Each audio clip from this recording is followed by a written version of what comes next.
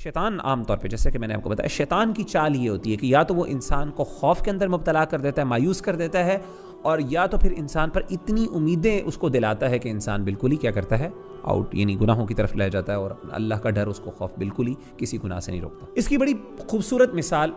سورۃ یوسف میں ہے، بڑی زبردست مثال، آپ ذرا غور کریں اس مثال پر۔ سیدنا یوسف علیہ السلام کے جو بھائی تھے، جب انہوں نے حضرت یوسف علیہ السلام کو مارنے کا پلان بنایا، ان کے خلاف ایک سازش کی، تو آپس میں مشورہ کرتے ہوئے انہوں نے ایک دوسرے کو کہا اقتلوا یوسف او اطرحوه ارضا یخل لکم وجہ ابیکم، کہ ایسا کرو کہ یوسف علیہ السلام کو قتل کر دو، یا پھر ان کو ایک ایسی زمین پہ، ایسی دور علاقے میں پھینک دو، یخل لکم، جہاں سے وہ واپس نہ آ سکیں، یخل لکم وجہ ابیکم، تمہارے والد صاحب کی جو ساری اٹینشن ہے وہ تمہیں مل جائے گی، وتکونوا من بعدہ قوما صالحین۔ جو غور طلب بات یہ ہے کہ یہ گناہ یا یہ غلطی کرنے کے بعد تمہارے پاس بڑا ٹائم ہے، تم کیا کر لینا، بعد میں نیک ہو جانا، یہ گناہ کر لو، کیونکہ ظاہر ہے مسلمان تو تھے، ایک نبی کی اولاد تھے، مسلمان بھی تھے، نیک بھی ہوں گے ظاہر ہے، لیکن حسد اور جیلسی یا انوی اتنی بڑھ گئی ان کے دل میں، ان سے برداشت نہیں ہوا، they decide to actually take the step۔ اب ظاہر ہے گلٹ تو ہے، تو اس گلٹ کو دور کرنے کے لیے شیطان نے ان کے دل میں یہ وسوسہ ڈالا کہ تم ایسا کرنا، اس کے بعد کیا کرنا، نیک بن جانا، کوئی بات نہیں، برائی کا کام کر لو، بعد میں اللہ سے توبہ کر لینا، استغفار کر لینا، نیک بن جانا، پھر دوبارہ کبھی یہ گناہ نہ کرنا۔ شیطان ہمیشہ یہ کرتا، تو شیطان ہمیشہ کیا کرتا ہے، گناہ سے پہلے انسان کو بہت امیدیں دلاتا ہے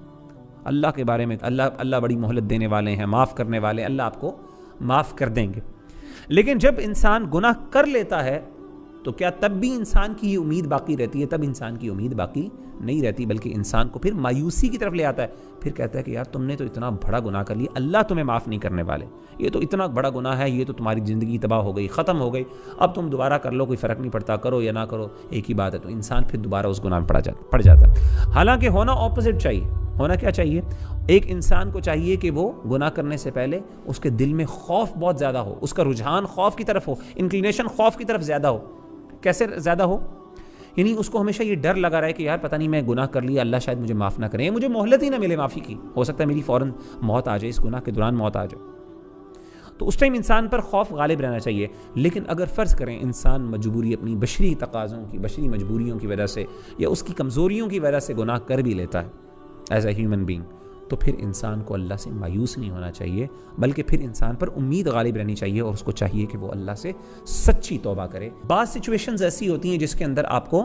یعنی جیسے کہ میں نے آپ کو مثال دی گناہوں کی، جب انسان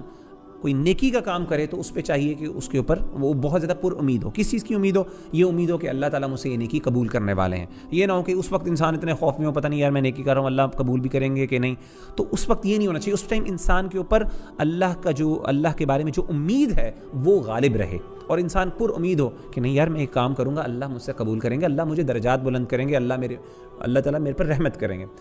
اور جب گناہ کرنے لگے تو پھر کیا کرے؟ پھر انسان پر خوف غالب ہونا چاہیے کہ پتہ نہیں شاید مجھے توبہ کا موقع ملے، یا توفیق ملے یا نہ ملے۔